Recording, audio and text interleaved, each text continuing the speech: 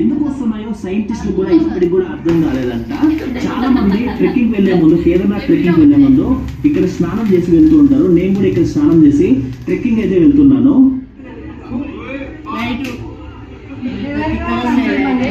ఈ గౌరీకొండను గౌరీదేవి ఇక్కడ నివాసంగా చెప్తారు. ఇక్కడ ఒక టెంపుల్ కూడా ఉంటుంది. ఇక్కడ ఈ కుండలో స్నానం చేసి టెంపుల్ లోకి వెళ్తే చాలా మంచిదని చెప్తారు. ట్రెక్కింగ్ అయితే మొదలు మొత్తం అంటే మేమైతే నడుచుకుంటూ వెళ్దామని నేను వెళ్తున్నాను. నాతో పాటు ఇంకో ఇద్దరు ఇక్కడ పరిచయం అయ్యారు. వాళ్ళతో పాటు నేను వెళ్తున్నాను. ఇంకొక అబ్బాయి ముందు వెళ్తున్నాను, చూపిస్తాను. సరేనా? హ్యాపీ బర్త్డే అను అక్షయ్ అను. ఓకేనా? వీళ్ళతో పాటు నేను కొండపైకి ఓకే ఎలా ఉంటుందో ఏంటో నాకు చాలా ఇంట్రెస్ట్గా ఉంది. సరే, ఇప్పుడు మనం కోడా పడవ అనే ఒక ప్లేస్ కి అయితే వచ్చాం. ఇక్కడ దూరం నుంచి మనకు ఒక ఆర్చ్ కనపడుతుంది కదా. ఇక్కడ నుంచి మనకు కేదార్నాథ్ ట్రెక్కింగ్ అయితే స్టార్ట్ అవుతుంది. ఇక్కడ బోర్డు కేదార్నాథ్ కి 16 కిలోమీటర్లు అని రాసి పెట్టి ఉంటారు, కానీ అది తప్పు అంట. నేను గూగుల్ వీడియోలో చదివాను.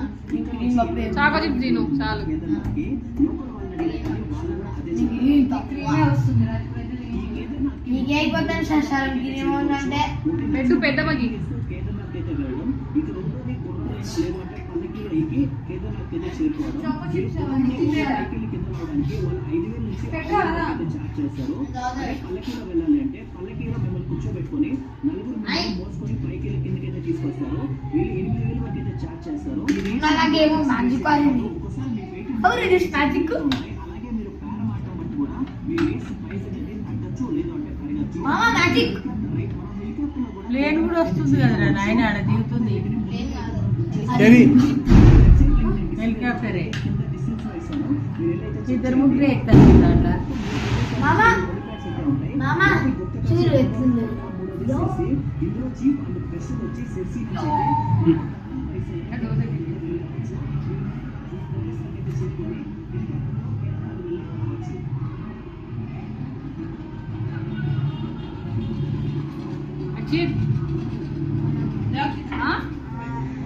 కాదు పో.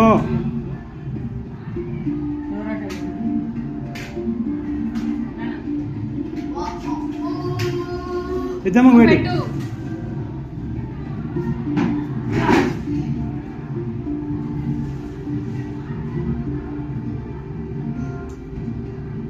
తీసుకోరా, చేయితో తీసుకోరా. చేయిది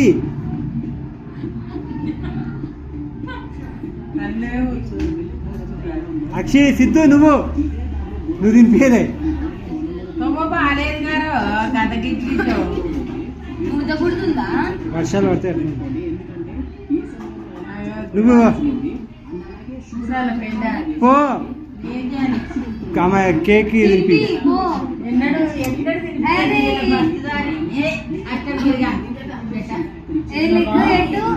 సరే వదిలే, వద్దంటే వద్దు.